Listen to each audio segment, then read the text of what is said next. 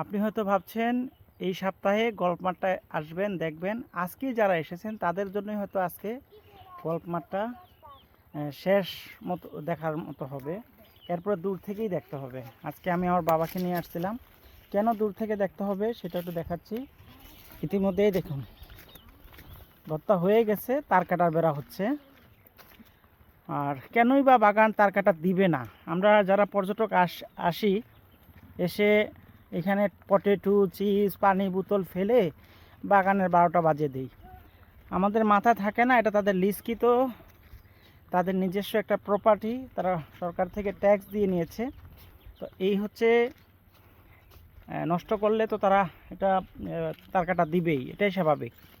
তো আপনারা আসার আগে অবশ্যই জানবেন যে এখানে প্রবেশ করা যায় কি না, মানুষকে হয়রানি করার থেকে বিরত থাকবেন। আর এই হচ্ছে বর্তমান গল্ফ মাঠের অবস্থা। তার কাটা বেড়া হয়ে গেছে। এইভাবে যারা লুকিয়ে যেতেন তাদের যাওয়াটাও অলরেডি এই যে চলছে, তার কাটা টানা,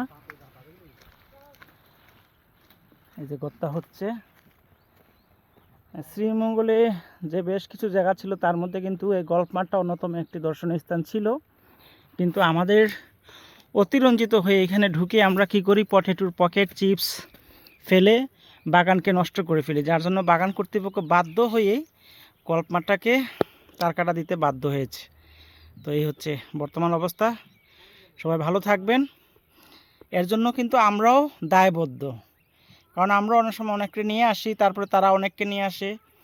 তো পটেটো, চিপস, পটেটোর এগুলি জানেন যে পোলিও জিনিস রাস্তাঘাট বা বাগানকে ক্ষতি করে। তো ক্ষতিকারক জিনিস ফেলে আমরা যখন নষ্ট করি অবশ্যই সেটা বুঝতে হবে। আর খুবই আফসোস হচ্ছে, এত সুন্দর একটি জায়গা হয়তো আমাদের কাছ থেকে দূর থেকে দেখতে হবে। তো খুবই সুন্দর একটি জায়গা হারিয়ে গেল শুধু আমাদের সচেতনতার অভাবে। কারণ বাগান কর্তৃপক্ষ কখনোই চাইবে না যে তার জায়গায় এসে আপনি পটেটোর প্যাকেট, চিপস ফেলে তার বাগানের সৌন্দর্য আপনি নষ্ট করবেন। অনেকে এসে পিকনিকও করে, লুকিয়ে করুক, অনুমতি সাপেক্ষে করুক, কিন্তু ওই খাবার প্লেট, বিভিন্ন প্লেট, মগ, গ্লাস যা আছে, বাধা যা যা করণীয় সব কিছু ফেলেই কিন্তু তারা চলে যায়, সেগুলি আর পরিষ্কার করে না। এইভাবে কিন্তু পুরা রাস্তা এখন ব্লক হয়ে গেল। আপনারা যারা আসবেন এই জেনে বুঝে আসবেন। আর এই যে রাস্তাটা দেখেন, চা বাগান ছিল, পর্যটক যেতে যেতে জায়গাটা রাস্তার অবস্থা কি হয়েছে একেবারে। তো ভালো থাকবেন। গল্ফ মাঠটা হারিয়ে গেল, আবার দূর থেকে দেখতে হবে। ধন্যবাদ। ভিডিওটি আপনাদের ভালো লাগলে এবং সবাইকে জানাতে শেয়ার করে দিবেন। আর এই হচ্ছে সেই তার কাটার বেড়া, এখান দিয়ে আর সেই গল্ফ মাঠটা দেখা যাচ্ছে। শেষবার মতো দূর থেকেই দেখতে হবে, এখন থেকে এসে